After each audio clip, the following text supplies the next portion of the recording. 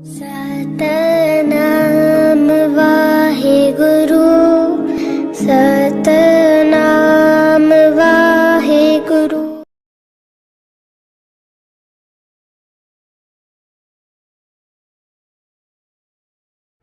क्यों छूटों कैसी तरूं,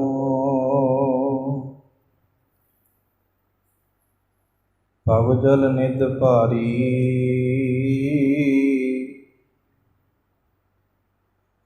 राख राख मेरे बीठुला,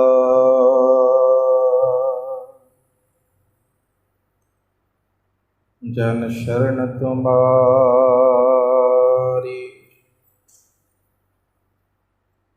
राख राख मेरे बीठुला, जन शरण तुम्हारी। वाहिगुरु जी का खालसा, वाहिगुरु जी की फतेह। एक ओंकार सतगुर प्रसाद। श्लोक महला नौवा। गुण गोबिंद गायो नहीं, जन्म अकारथ कीन। कहो नानक हर पज मना, जेह बिद जल को मीन। जुगो जुगो अटल सतगुरु, चवर छतर तख्त दे मालक। इलाही इल्हाम हजूरी अनवर। धन धन साहिब श्री गुरु ग्रंथ साहिब महाराज, तिन्हां दी बरकतमई पावन हजूरी अंदर संध्या वक्त तो सजे मुबारक दीवान तिन्हां दियां हाज़रियां भर रहे गुरु सवारे गुरु प्यारे सतसंगी जनों, वडभागे हो सतगुरां दी पावन हजूरी अंदर बैठ के शुभ गुणां दी प्राप्ति करन दा सुभाग समा आप सरबत साध संगत नूं बख्शिश होया है। सतगुरु जी दी अपार बख्शिश रहमत किरपा दा सदका धन धन साहिब श्री गुरु तेग बहादुर साहिब महाराज तिन्हां दे 400 साला पावन प्रकाश गुरपुरब नूं समर्पित जो लड़ीवार श्लोकां दे सिमरन 16 दसंबर तो आरंभ होए सन। काफ़ी लंबा समा आप सरबत साध संगत ने मिल जुल के सतगुरां जी के पावन बचनों का सिमरन किया है। आओ जिन्हां दा सिमरन आपां लंबेरे समय तो कर रहे सन, अज आपां उन्हां मुबारक बचनों की व्याख्या आरंभ करनी है। गुरु कृपा करे। सतगुरु गुरु तेग बहादुर साहब महाराज जी का जो सिद्धांत, जो मैसेज, जो संदेश है, सानू आपां उसनूं समझण दा यतन करना है। गुरु तेग बहादुर साहब महाराज जी की समुची बाणी 59 शब्द अते जिन्हां दी आरंभता होण जा रही है ये 57 श्लोक ने। गुरु कृपा करे, गुरु तेग बहादुर साहब महाराज आप रहमत करन। पावन बचनां दी विचार प्रारंभ करन तो पहला रसना करो पवित्र, प्यार सहित उच्चारण करो जी सतनाम श्री वाहेगुरु साहिब जी। सतनाम श्री वाहेगुरु साहिब जी। एक ओंकार सतगुर प्रसाद। मंगलाचरण सतगुरु जी ने कृपा की आरंभता दे विच सानू बख्शिश कीता है। विचार अधीन आपां कई बार इस मुबारक मंगलाचरण नूं मूल मंत्र नूं संखेप विच जो है आपां समझिया है। 524 बार धन गुरु ग्रंथ साहिब महाराज जी विच ये स्वरूप दर्ज है। मूल मंत्र दी महानता जिहड़ी है जेकर आपां समझणी होवे, इहदे विच की राज छुपिया होया है जेकर इहनूं आपां समझना होवे ਤੇ ਅਨੰਦਪੁਰ ਸਾਹਿਬ ਦੀ ਇੱਕ ਬੜੀ ਪਿਆਰੀ ਘਟਨਾ ਹੈ। ਬੜੇ ਵਿਦਵਾਨ ਉੱਥੇ ਇਕੱਠੇ, ਸੂਝਵਾਨ, ਹੋਰ ਵੀ ਸੰਗਤ ਦਾ ਇਕੱਠ ਜਿਹੜਾ ਬਹੁਤ ਸੀ। ਧੰਨ ਗੁਰੂ ਗੋਬਿੰਦ ਸਿੰਘ ਮਹਾਰਾਜ ਜੀ ਨੇ ਇੱਕ ਬਚਨ ਜਿਹੜਾ ਹੈ ਸੰਗਤ ਨੂੰ ਸੰਬੋਧਨ ਕੀਤਾ ਕਿ ਮੈਂ ਚਾਹੁੰਦਾ ਕਿ ਮੈਂ ਘੋੜੇ ਦੇ ਸਵਾਰ ਹੋਣ ਤੋਂ ਪਹਿਲਾਂ, ਭਾਵ ਮੇਰਾ ਪੈਰ ਰਕਾਬ 'ਤੇ ਹੋਵੇ, ਤੇ ਮੈਂ ਚਾਹੁੰਦਾ ਹੈ ਕਿ ਧੰਨ ਗੁਰੂ ਗ੍ਰੰਥ ਸਾਹਿਬ ਮਹਾਰਾਜ ਜੀ ਦੀ ਵਿਆਖਿਆ ਜਿਹੜਾ ਹੈ ਇਸ ਸਮੇਂ ਦੇ ਵਿੱਚ ਕੋਈ ਕਰਕੇ ਦਿਖਾਵੇ। ਵਿਦਵਾਨ ਜਿਹੜੇ ਵੱਡੇ ਵੱਡੇ ਸਨ, ਸੂਝਵਾਨ, ਗਿਆਨਵਾਨ, ਉਹ ਵੀ ਜਿਹੜਾ ਹੈ ਇਸ ਗੱਲ ਨੂੰ ਸੁਣ ਕੇ, ਇਸ ਬਚਨ ਨੂੰ ਸੁਣ ਕੇ ਹੱਕੇ ਬੱਕੇ ਰਹਿ ਗਏ। ਇੱਕ ਦੂਸਰੇ ਦੇ ਮੂੰਹ ਵੱਲ ਵੇਖਣ ਲੱਗ ਪਏ ਕਿ ਇਹ ਕਿਵੇਂ ਧੰਨ ਗੁਰੂ ਗ੍ਰੰਥ ਸਾਹਿਬ ਮਹਾਰਾਜ ਜੀ ਦੀ ਵਿਚਾਰ ਵਿਆਖਿਆ ਜਿਹੜੀ ਹੈ ਇਤਨੇ ਸਮੇਂ ਦੇ ਵਿੱਚ ਕਰਨੀ ਕਿ ਜਿਸ ਸਮੇਂ ਦੇ ਵਿੱਚ ਘੋੜੇ ਦੀ ਜਿਹੜੀ ਰਕਾਬ ਹੁੰਦੀ ਹੈ, ਜਿਸ 'ਤੇ ਪੈਰ ਰੱਖ ਕੇ ਘੋੜੇ ਦੇ ਉੱਪਰ ਸਵਾਰ ਹੋਇਆ ਜਾਂਦਾ ਹੈ, ਤੇ ਇਸ ਅਧੀਨ ਜਿਹੜਾ ਹੈ ਗੁਰੂ ਗ੍ਰੰਥ ਸਾਹਿਬ ਮਹਾਰਾਜ ਜੀ ਦੀ ਵਿਆਖਿਆ, ਇਹ ਤਾਂ ਜਿਹੜਾ ਹੈ ਮੁਮਕਿਨ ਨਹੀਂ ਹੈ। ਕਿਵੇਂ ਹੋ ਸਕਦਾ ਹੈ?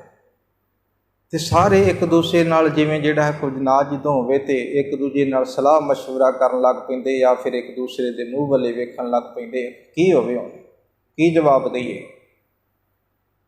ਤੇ ਇਤਿਹਾਸਕਾਰ ਕਹਿੰਦੇ ਲੰਗਰ ਦੇ ਵਿੱਚ ਭਾਂਡਿਆਂ ਦੀ ਸੇਵਾ ਕਰ ਰਿਹਾ ਸੀ ਗੁਰੂ ਕਾ ਸਿੱਖ। ਕੱਪੜੇ ਜਿਹੜਾ ਹੈ ਆਪ ਜੀ ਨੂੰ ਪਤਾ ਹੀ ਹੈ, ਜੋ ਬਰਤਨ ਮਾਂਜਦੇ ਨੇ ਜਾਂ ਫਿਰ ਸੇਵਾ ਕਰਦੇ ਨੇ, ਕੱਪੜੇ ਤੇ ਲਾਜ਼ਮੀ ਹੈ, ਉਹਨਾਂ 'ਤੇ ਸਬਜ਼ੀ ਵੀ ਲੱਗਣੀ ਹੈ, ਉਹਨਾਂ 'ਤੇ ਜਿਹੜਾ ਹੈ ਪਾਣੀ ਵੀ ਡੋਲਣਾ ਹੈ, ਸਭ ਕੁਛ। ਜਦੋਂ ਇਹ ਗੱਲ ਉਹਨੇ ਸੁਣੀ ਹੈ, ਆ ਕੇ ਸਤਿਗੁਰੂ ਜੀ ਨੂੰ ਕਹਿਣ ਲੱਗਾ, ਮਾਲਕ ਜੀ, ਜੇ ਤੁਹਾਡੀ ਆਗਿਆ ਹੋਵੇ ਤੇ ਮੈਂ ਜਿਹੜਾ ਹੈ ਇਹ ਕੰਮ ਕਰ ਸਕਦਾ ਹੈ, ਤੁਹਾਡੀ ਕਿਰਪਾ ਹੋਵੇ। ਕਹਿੰਦੇ ਠੀਕ ਹੈ। ਜਿਹੜੇ ਸੂਝਵਾਨ ਸਨ ਉਹ ਵੀ ਜਿਹੜਾ ਹੈ ਵੇਖ ਕੇ ਹੈਰਾਨ, ਸੋਚਣ 'ਤੇ ਮਜਬੂਰ ਹੋ ਗਏ ਕਿ ਇਹਨੂੰ ਤੇ ਕੱਖ ਆਉਂਦਾ ਜਾਂਦਾ ਨਹੀਂ, ਤੇ ਇਹ ਕਿਵੇਂ ਜਿਹੜਾ ਵਿਆਖਿਆ ਕਰਦਾ ਹੈ। ਤੇ ਉੱਥੇ ਫਿਰ ਧੰਨ ਗੁਰੂ ਗੋਬਿੰਦ ਸਿੰਘ ਮਹਾਰਾਜ ਜੀ ਨੇ ਆਪਣਾ ਜਿਹੜਾ ਹੈ ਪੈਰ, ਆਪਣੇ ਚਰਨ ਜਿਹੜੇ ਨੇ ਰਕਾਬ 'ਤੇ ਰੱਖੇ ਹੀ ਨਹੀਂ ਅਜੇ, ਤੇ ਗੁਰੂ ਕੇ ਸਿੱਖ ਨੇ ਕਿਹਾ, ਇੱਕ ਓੰਕਾਰ ਸਤਿਗੁਰ ਪ੍ਰਸਾਦ।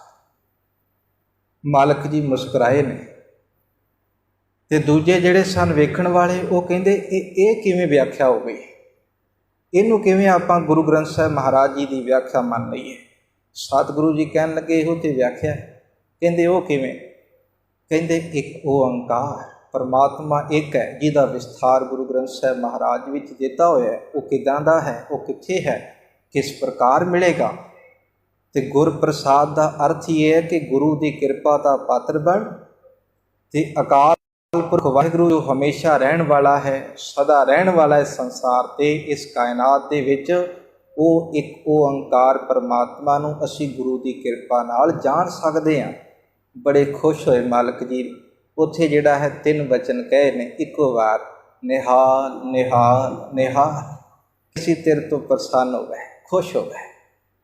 ਹੋਰ ਵੀ ਮੂਲ ਮੰਤਰ ਦੀ ਬੜੀ ਜਿਹੜਾ ਮਹਾਨਤਾ ਹੈ। ਇਸੇ ਕਰਕੇ ਜਿਹੜਾ ਹੈ ਸਾਨੂੰ ਅੰਮ੍ਰਿਤ ਛਕਾਉਣ ਦੇ ਜਿਹੜੇ ਗੁਰੂ ਕੇ ਪਿਆਰੇ ਨੇ, 5 ਪਿਆਰੇ, ਉਹਨਾਂ ਨੇ ਵੀ ਜਿਹੜਾ ਇਹ ਹਦਾਇਤ ਕੀਤੀ ਹੋਈ ਹੈ ਕਿ ਮੂਲ ਮੰਤਰ, ਗੁਰ ਮੰਤਰ, ਨਿਤਨੇਮ ਆਦਿਕ ਜਿਹੜਾ ਜੋ ਮਰਿਆਦਾ ਦ੍ਰਿੜ ਕਰਵਾਈ ਜਾਂਦੀ ਹੈ, ਉਹਦੇ ਵਿੱਚ ਮੂਲ ਮੰਤਰ ਵੀ ਜ਼ਰੂਰੀ ਹੈ। ਸਤਿਗੁਰੂ ਜੀ ਨੇ ਕਿਰਪਾ ਕੀਤੀ ਹੈ। ਇੱਕ ਓੰਕਾਰ, ਪਰਮਾਤਮਾ ਇੱਕ ਹੈ। ਓੰਗ, ਉਹ ਬ੍ਰਹਮ ਸਰੂਪ ਹੈ। ਕਾਰ, ਸਾਰਿਆਂ ਦੇ ਵਿੱਚ ਸਮਾਇਆ ਹੋਇਆ ਹੈ। ਸਤ ਗੁਰ ਪ੍ਰਸਾਦ, ਜੇ ਆਪਾਂ ਜਿਹੜਾ ਹੈ ਇਹਦੀ ਵਿਆਖਿਆ ਕਰਾਂਗੇ, ਸਤਿਗੁਰ ਨਹੀਂ ਹੈ।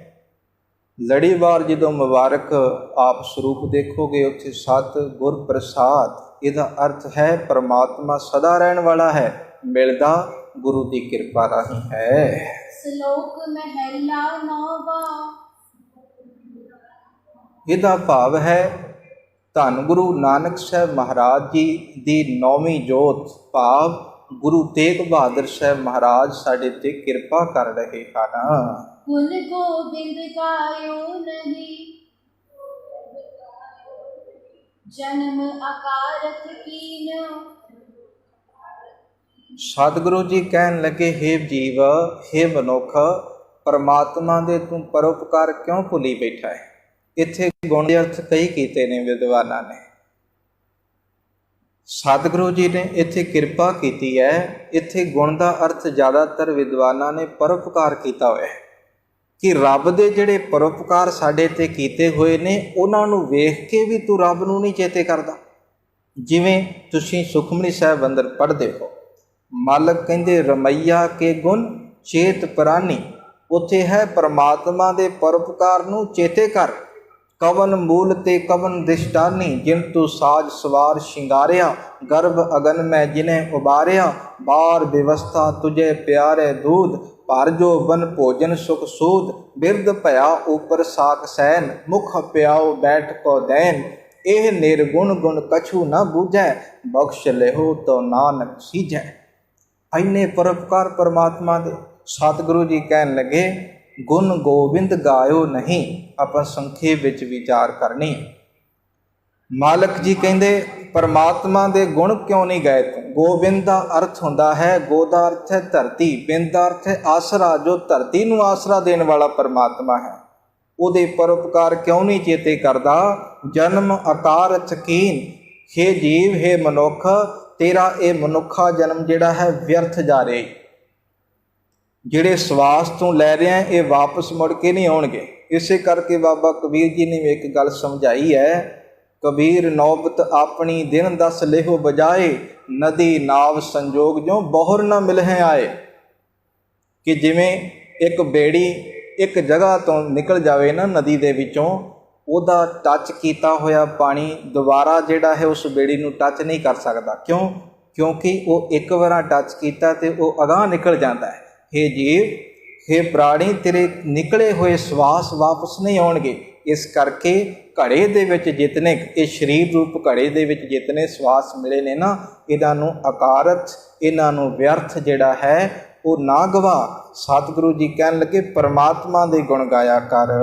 ਕਹੁ ਨਾਨਕ ਹਰਿ ਭਜ ਮਨਾ, ਜਿਹ ਬਿਦ ਜਲ ਕਉ ਮੀਨ। ਸਤਿਗੁਰੂ ਜੀ ਕਹਿਣ ਲੱਗੇ ਨੌਵੇਂ ਨਾਨਕ, ਕਹੋ ਨਾਨਕ ਹਰਿ ਭਜ ਮਨਾ। ਭਜ ਦਾ ਅਰਥ ਹੁੰਦਾ ਹੈ ਸਿਮਰਨ, ਮਨਾ ਦਾ ਅਰਥ ਹੈ ਹੇ ਮੇਰੇ ਮਨ, ਉਸ ਅਕਾਲ ਪੁਰਖ ਨੂੰ ਸਿਮਰਨਾ ਕਰ। ਕਿਵੇਂ ਸਿਮਰਨਾ ਹੈ? ਸਾਡੇ ਅੰਦਰ ਇਹ ਸਵਾਲ ਉੱਠ ਪੈਂਦਾ ਕਿਵੇਂ ਸਿਮਰੀਏ ਉਹਨੂੰ? ਕਿਉਂਕਿ ਮਨ ਖਿੰਡਦਾ ਹੈ। ਕਬਹੂ ਜੀੜਾ ਊਬ ਚੜ੍ਹਤ ਹੈ, ਕਬਹੂ ਜਾਏ ਪਿਆਲੇ, ਲੋਭੀ ਜੀੜਾ ਥਿਰ ਨ ਰਹਿਤ ਹੈ, ਚਾਰੇ ਕੁੰਡਾਂ ਭਾਲੇ। ਇਸ ਕਰਕੇ ਇਹ ਮਨ ਜਿਹੜਾ ਹੈ ਪੰਛੀ ਦੀ ਤਰ੍ਹਾਂ ਕਦੀ ਇੱਧਰ ਕਦੀ ਉੱਧਰ। ਬਾਬਾ ਕਬੀਰ ਜੀ ਜਿਵੇਂ ਕਹਿੰਦੇ ਨੇ, ਕਬੀਰ ਮਨ ਪੰਖੀ ਭਇਓ, ਉੱਡ ਉੱਡ ਦਹ ਦਿਸ ਜਾਏ, ਜੋ ਜੈਸੀ ਸੰਗਤ ਮਿਲੇ ਸੋ ਤੈਸੋ ਫਲ ਖਾਏ। ਇਸ ਕਰਕੇ ਇਹ ਮਨ ਟਿਕਦਾ ਨਹੀਂ। ਅਸੀਂ ਸਵਾਲ ਕਰੀਏ ਗੁਰੂ ਤੇਗ ਬਹਾਦਰ ਸਾਹਿਬ ਮਹਾਰਾਜ ਜੀ ਨੂੰ, ਸਤਿਗੁਰੂ ਕਿਰਪਾ ਕਰੋ ਸਾਨੂੰ ਵੀ ਜਾਂਚ ਬਖਸ਼ੋ, ਸਾਨੂੰ ਵੀ ਜਿਹੜਾ ਹੈ ਜਾਂਚ ਦਿਓ, ਅਸੀਂ ਵੀ ਜਿਹੜਾ ਹੈ ਪਰਮਾਤਮਾ ਦੇ ਗੁਣ ਗਾ ਸਕੀਏ। ਮਾਲਕ ਜੀ ਕਹਿੰਦੇ ਆ ਫਿਰ ਤੈਨੂੰ ਜਾਂਚ ਸਿਖਾਉਣਾ ਹੈ। ਜਿਹ ਬਿਦ ਜਲ ਕੋ ਮੀਨ, ਮੀਨ ਦਾ ਅਰਥ ਹੁੰਦਾ ਹੈ ਮੱਛੀ।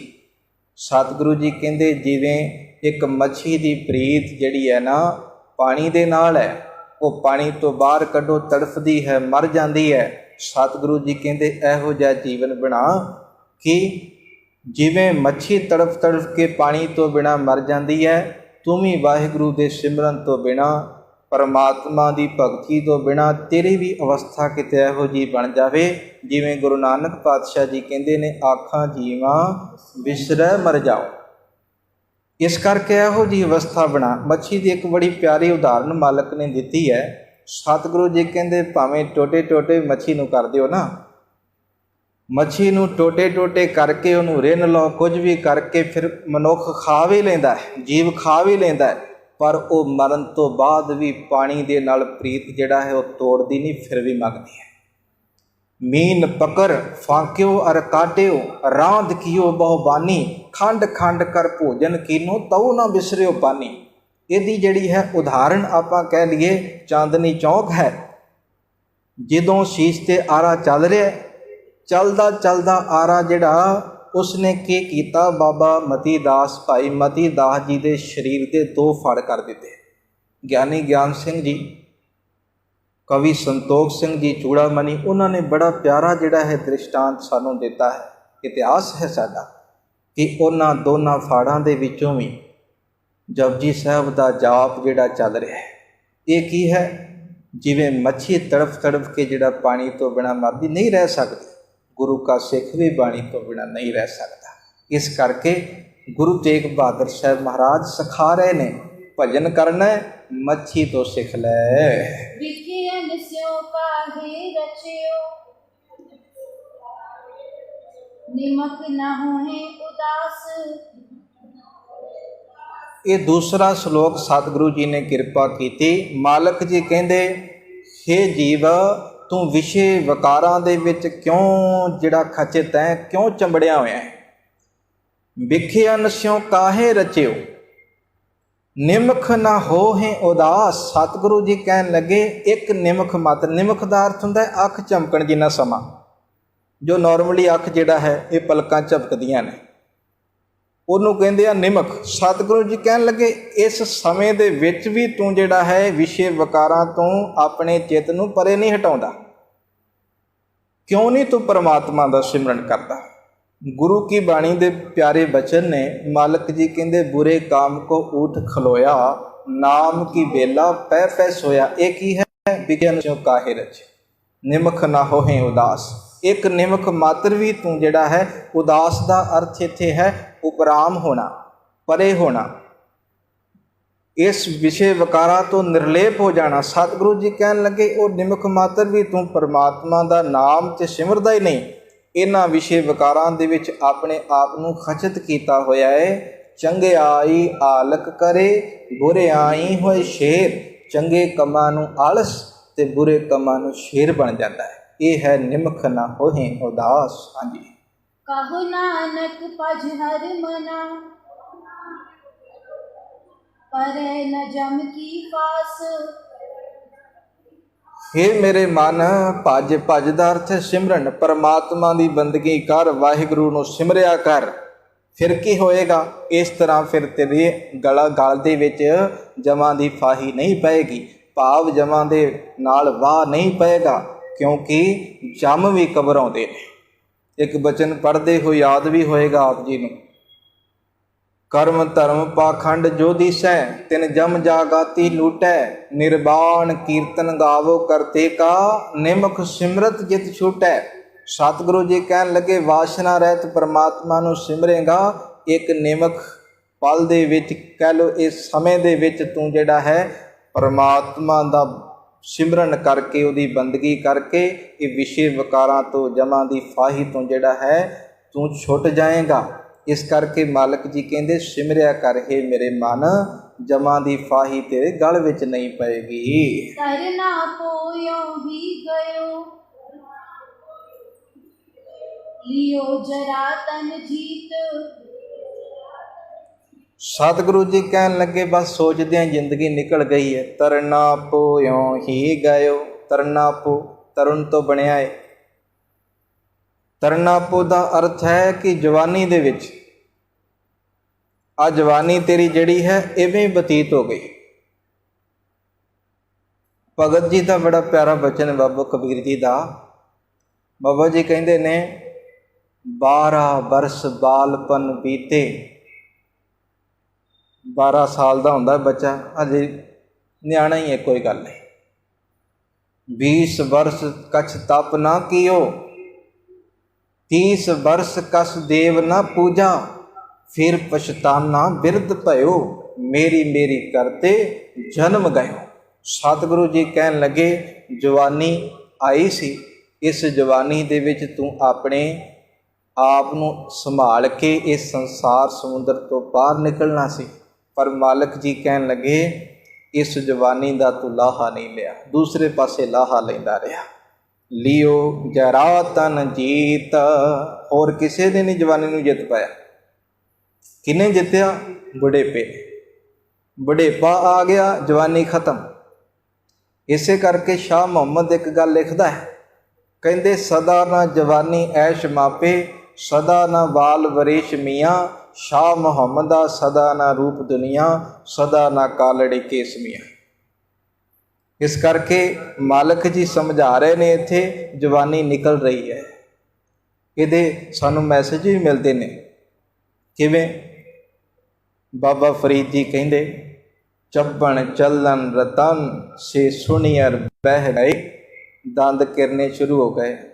ਜੋਤ ਅੱਖਾਂ ਦੀ ਡੌਣ, ਕੰਨਾਂ ਤੋਂ ਸੁਣਨਾ, ਜ਼ੁਬਾਨ ਤੋਂ ਕੰਬ ਕੇ ਜਿਹੜਾ ਹੈ ਇਹ ਬੋਲ ਨਿਕਲਣਾ। ਸਤਿਗੁਰੂ ਜੀ ਕਹਿੰਦੇ ਨਿਸ਼ਾਨੀਆਂ ਨੇ ਭਾਈ, ਬੁਢੇਪਾ ਜਿੱਤ ਰਿਹਾ ਹੀ, ਤੈਨੂੰ ਖਤਮ ਕਰ ਰਿਹਾ। ਹੇੜੇ ਮੁੱਤੀ ਤਾਹ, ਹੇੜੇ ਦਾ ਅਰਥ ਹੈ ਆ ਹਿਰਦਾ ਸਰੀਰ, ਸਰੀਰ ਦੇ ਨਾਲ ਜਿਤਨੇ ਵੀ ਸਾਥੀ ਸਨ, ਸਤਿਗੁਰੂ ਜੀ ਕਹਿੰਦੇ ਜਾਨੀ ਚੱਲ ਗਏ, ਸਾਰੇ ਇੱਕ ਇੱਕ ਕਰਕੇ ਖਤਮ ਹੋ ਗਏ, ਸਾਥ ਛੱਡ ਗਏ। ਇਸ ਕਰਕੇ ਤਰਨਾ ਪੋਇਓ ਹੀ ਗਇਓ, ਲਿਓ ਜਰਾ ਤਨ ਜੀਤ। ਸਤਿਗੁਰੂ ਜੀ ਕਹਿਣ ਲੱਗੇ ਇਹ ਸਰੀਰ ਨੂੰ ਬੁਢੇਪੇ ਨੇ ਜਿੱਤ ਲਿਆ। ਕਹੋ ਨਾਨਕ ਭਜ ਹਰਿ ਮਨਾ, ਔਦ ਜਾਤ ਹੈ ਬੀਤ। ਮਾਲਕ ਜੀ ਕਹਿਣ ਲੱਗੇ ਚਲੋ ਬਚਪਨ ਸੀ, ਸੋਚਿਆ ਸੀ ਜਵਾਨੀ ਆਏਗੀ, ਜਵਾਨੀ ਸੀ ਸੋਚਿਆ ਚਲੋ ਬੁਢੇਪਾ ਆਏਗਾ। ਮਾਲਕ ਜੀ ਕਹਿੰਦੇ ਹੁਣ ਕੀ ਸੋਚੇਗਾ, ਅਗਾਂਹ ਤੇ ਕੁਛ ਵੀ ਨਹੀਂ। ਇੱਥੇ ਸਤਿਗੁਰੂ ਜੀ ਸਮਝਾ ਰਹੇ ਨੇ, ਕਹੋ ਨਾਨਕ ਭਜ ਹਰ ਮਨਾ, ਹੇ ਮੇਰੇ ਮਨ ਪਰਮਾਤਮਾ ਨੂੰ ਸਿਮਰ ਲੈ। ਕਿਉਂ? ਔਦ ਜਾਤ ਹੈ ਬੀਤ, ਤੇਰੀ ਉਮਰ ਜਿਹੜੀ ਹੈ ਬਤੀਤ ਹੁੰਦੀ ਜਾ ਰਹੀ ਹੈ। ਬਹਿਤੀ ਜਾਤ ਕਦੇ ਦ੍ਰਿਸ਼ਟ ਨਾ ਧਾਰਤ, ਸੂਹੀ ਰਾਗ ਪੰਚਮ ਪਾਤਸ਼ਾਹ। ਮਾਲਕ ਕਹਿਣ ਲੱਗੇ ਵਹਿੰਦੀ ਜਾ ਰਹੀ ਹੈ, ਆ ਜਿਹੜੀ ਜ਼ਿੰਦਗੀ ਰੂਪ ਨਦੀ ਹੈ ਨਾ, ਵਹਿੰਦੀ ਜਾ ਰਹੀ ਹੈ, ਪਰ ਇਹਦੇ ਵੱਲੇ ਖਿਆਲ ਨਹੀਂ ਮਨੁੱਖ ਕਰਦਾ। ਇਸ ਕਰਕੇ ਬੁਢੇਪੇ ਤੋਂ ਅੱਗੇ ਕੱਖ ਨਹੀਂ ਹੈ। ਇਸ ਕਰਕੇ ਮਾਲਕ ਜੀ ਕਹਿੰਦੇ ਪਰਮਾਤਮਾ ਨੂੰ ਸਿਮਰ ਲਿਆ ਕਰ। ਔਦ ਜਾਤ ਹੈ ਬੀਤ, ਤੇਰੀ ਜ਼ਿੰਦਗੀ ਜਿਹੜਾ ਹੈ ਬਤੀਤ ਹੋ ਰਹੀ ਹੈ। ਬਿਰਧ ਪਇਓ ਸੂਝੈ ਨਹੀਂ, ਕਾਲ ਪਹੁੰਚਿਓ ਆਨ। ਸਤਿਗੁਰੂ ਜੀ ਕਹਿਣ ਲੱਗੇ ਬਜ਼ੁਰਗੀ ਅਵਸਥਾ ਆ ਗਈ, ਬੁੱਢਾ ਹੋ ਗਿਆ। ਬਿਰਧ ਪਇਓ ਸੂਝੈ ਨਹੀਂ, ਹੁਣ ਕੁਝ ਸੁਝਦਾ ਬੁੱਝਦਾ ਹੀ ਨਹੀਂ। ਤੇ ਸਤਿਗੁਰੂ ਜੀ ਕਹਿਣ ਲੱਗੇ ਕਾਲ ਪਹੁੰਚਿਓ ਆਨ, ਹੁਣ ਮੌਤ ਆ ਗਈ ਸਾਹਮਣੇ, ਕਿਉਂਕਿ ਅੱਗੇ ਪੜਾ ਕੋਈ ਨਹੀਂ। ਅੱਗੇ ਪੜਾਂਗੇ ਆਪਾਂ ਬਾਲ ਜਵਾਨੀ ਅਰ ਬਿਰਧ ਫੁਨ, ਤੀਨ ਅਵਸਥਾ ਜਾਨ। ਸਤਿਗੁਰੂ ਜੀ ਕਹਿਣ ਲੱਗੇ ਤਿੰਨ ਅਵਸਥਾ ਤੋਂ ਅੱਗੇ ਕੁਝ ਹੈ ਹੀ ਨਹੀਂ, ਇਸ ਕਰਕੇ ਕਿੱਥੇ ਭਜੇਗਾ।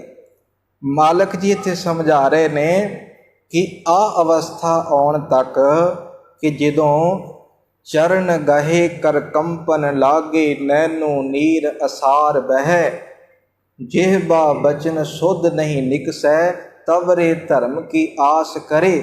ਸਤਿਗੁਰੂ ਜੀ ਕਹਿੰਦੇ ਆ ਅਵਸਥਾ ਆਉਣ ਤੋਂ ਪਹਿਲਾਂ ਤੂੰ ਰੱਬ ਨੂੰ ਚੇਤੇ ਕਰ ਲੈ, ਨਹੀਂ ਤੇ ਇਸ ਕਾਲ ਨੇ, ਇਸ ਮੌਤ ਨੇ ਤੈਨੂੰ ਜਿੱਤ ਲੈਣਾ। ਇਸ ਕਰਕੇ ਮਾਲਕ ਕਹਿੰਦੇ ਨੇ ਬਿਰਧ ਪਇਓ ਸੂਝੈ ਨਹੀਂ, ਕਾਲ ਪਹੁੰਚਿਓ ਆਨ। ਕੁਝ ਨਹੀਂ ਸਮਝਦਾ ਹੈ, ਮੌਤ ਇਹਦੇ ਸਿਰ ਤੇ ਖੜੀ ਹੈ। ਕਹੋ ਨਾਨਕ ਨਰ ਬਾਵਰੇ, ਕਿਉ ਨਾ ਭਜੈ ਭਗਵਾਨ। ਫਿਰ ਸਤਿਗੁਰੂ ਜੀ ਨੇ ਥੋੜੇ ਸਖਤ ਬੋਲ ਬੋਲੇ ਨੇ। ਮਾਲਕ ਕਹਿਣ ਲੱਗੇ ਕਹੋ ਨਾਨਕ ਨਰ ਬਾਵਰੇ, ਬਾਵਰੇ ਦਾ ਅਰਥ ਝੱਲੇ। ਇਹ ਪਾਗਲ, ਇਹ ਕਮਲੇ ਮਨੁੱਖ, ਕਿਉਂ ਨਹੀਂ ਤੂੰ ਰੱਬ ਨੂੰ ਚੇਤੇ ਕਰਦਾ, ਕਿਉਂ ਨਹੀਂ ਤੂੰ ਪਰਮਾਤਮਾ ਨੂੰ ਧਿਆਉਂਦਾ। ਸਤਿਗੁਰੂ ਜੀ ਕਹਿੰਦੇ ਉਮਰ ਭਾਵੇਂ ਜਿੰਨੀ ਮਰਜ਼ੀ ਲੰਬੇਰੀ ਕਰ ਲੈ। ਬਾਬਾ ਫਰੀਦ ਜੀ ਦਾ ਵਚਨ ਹੈ, ਬੁੱਢਾ ਹੋਆ ਸ਼ੇਖ ਫਰੀਦ, ਕੰਬਣ ਲੱਗੀ ਦੇਹ, ਜੇ 100 ਵਰਿਆਂ ਜੀਵਣਾ, ਭੀ ਤਨ ਹੋਸੀ ਖੇ। 100 ਸਾਲ ਵੀ ਜੀ ਲੈ, ਇਹ ਮਤਾਂ ਸਮਝੀ ਕਿ ਮੈਂ ਜਾਣਾ ਨਹੀਂ ਹੈ, ਤਾਂ ਵੀ ਤੂੰ ਖਤਮ ਹੋਏਗਾ। ਇਸ ਕਰਕੇ ਕਿਉਂ ਨਹੀਂ ਤੂੰ ਪਰਮਾਤਮਾ ਨੂੰ ਸਿਮਰਦਾ। ਧਨ ਦਾਰਾ ਸੰਪਤ ਸਗਲ, ਜਿਨ ਆਪਣੀ ਕਰਮਾਨ। ਸਤਿਗੁਰੂ ਜੀ ਕਹਿਣ ਲੱਗੇ ਮਨੁੱਖ ਦੀ ਇਹ ਫਿਤਰਤ ਹੈ ਕਿ ਧਨ ਦੇ ਕੋਲ ਹੈ, ਉੱਤੇ ਵੀ ਮੋਹ ਹੈ ਕਿ ਮੇਰਾ ਹੈ। ਜੇ ਦਾਰਾ ਦਾ ਅਰਥ ਹੈ ਇਸਤਰੀ, ਅਸਲ ਦੇ ਵਿੱਚ ਜਿਹੜਾ ਹੈ ਹਰ ਇੱਕ ਚੀਜ਼ ਨੂੰ, ਸੰਪਤ ਦਾ ਅਰਥ ਹੈ ਕਿ ਜੋ ਜਾਇਦਾਦ ਹੈ ਇਹਦੀ, ਜੋ ਧਨ ਮਾਲ ਆਦਿਕ ਹੈ, ਸਤਿਗੁਰੂ ਜੀ ਕਹਿੰਦੇ ਸਾਰਿਆਂ ਨੂੰ ਇਹ ਆਪਣੀ ਕਰਕੇ ਮੰਨਦਾ ਹੈ। ਕਦੀ ਇਹ ਨਹੀਂ ਕਿਹਾ ਗੁਰੂ ਨੂੰ ਆ ਕੇ ਮਾਲਕਾ ਮੇਰਾ ਮੁਝ ਮੈਂ ਕਿਛ ਨਹੀਂ, ਜੋ ਕਿਛ ਹੈ ਸੋ ਤੇਰਾ, ਤੇਰਾ ਤੁਝ ਕੋ ਸੌਂਪਤੇ ਕਿਆ ਲਾਗੇ ਮੇਰਾ। ਇਹ ਕਦੀ ਨਹੀਂ ਕਹਿੰਦਾ। ਸਿੱਖਣਾ ਚਾਹੀਦਾ ਹੈ ਗੁਰੂ ਗੋਬਿੰਦ ਸਿੰਘ ਮਹਾਰਾਜ ਜੀ ਤੋਂ। ਚਾਰੇ ਪਾਸਿਓਂ ਮੁਗਲਾਂ ਨੇ ਵੈਰੀਆਂ ਨੇ ਘੇਰਿਆ ਹੋਇਆ ਹੈ ਤੇ ਅਕਾਲ ਪੁਰਖ ਅੱਗੇ ਇੱਕ ਜੋਦੜੀ ਇੱਕ ਬੇਨਤੀ ਰਾਤ ਨੂੰ ਕਰ ਰਹੇ ਨੇ। ਕਿਹੜੀ? कल 4 थे आज 2 हैं, कल ये भी नहीं रहेंगे, हम तब भी शुक्र करेंगे अगर ये भी नहीं रहेंगे। वो तां भी शुक्र करनगे।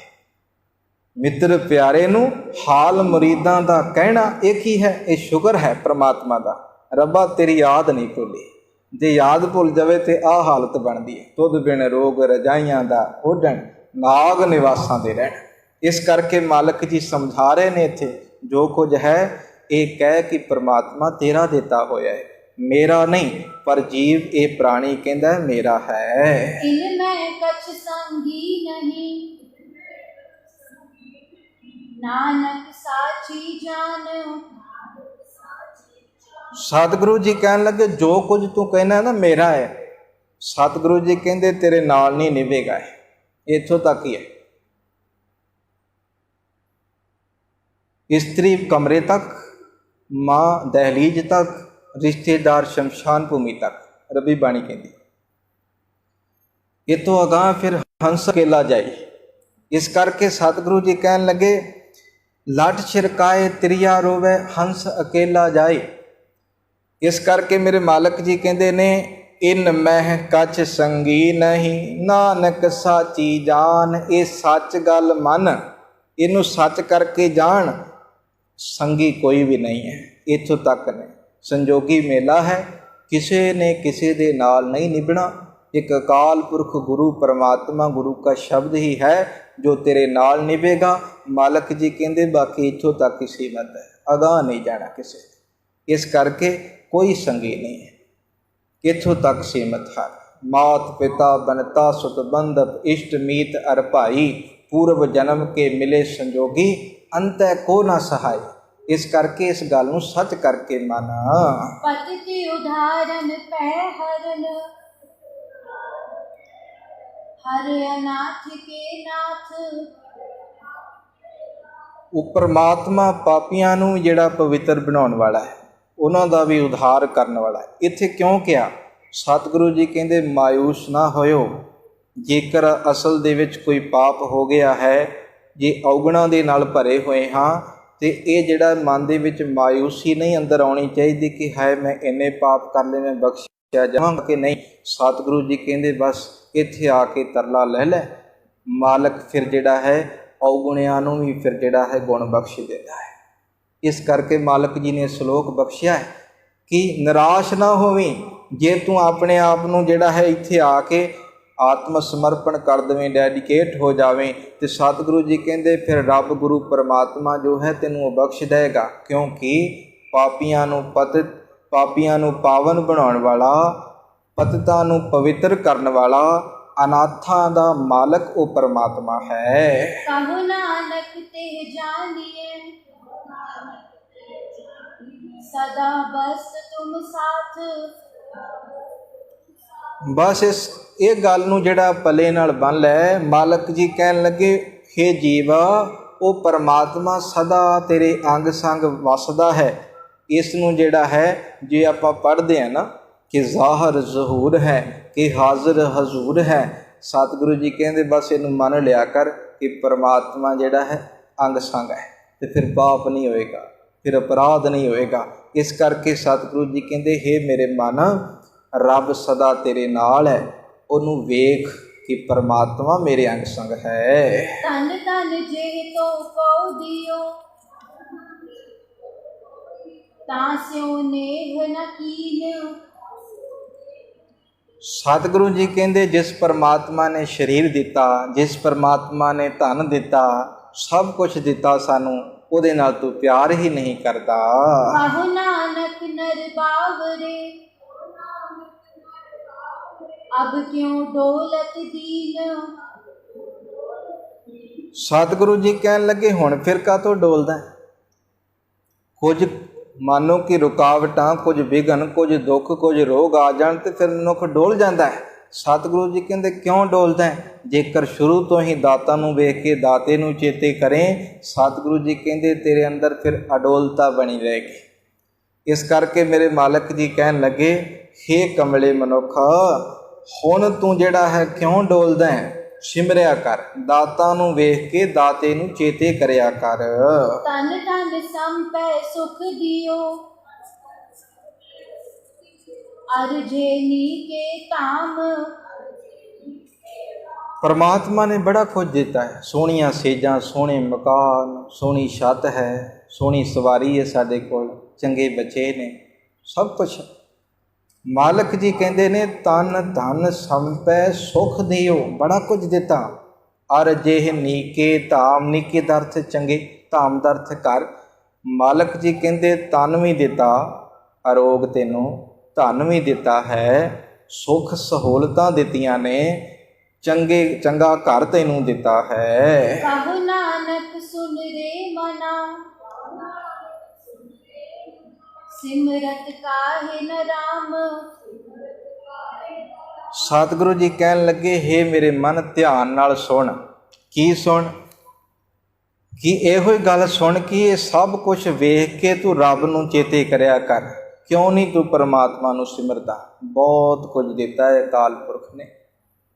अष्टपदी पढ़िया करो, ये ਉਹਦੇ ਵਿੱਚ शुक्र ही शुक्र है। जिवें जेह प्रसाद आरोग कंचन देही, लिव लावो तिस राम स्नेही। जे प्रसाद तेरा ओला रहत, मन सुख पावै हर हर जस कहत।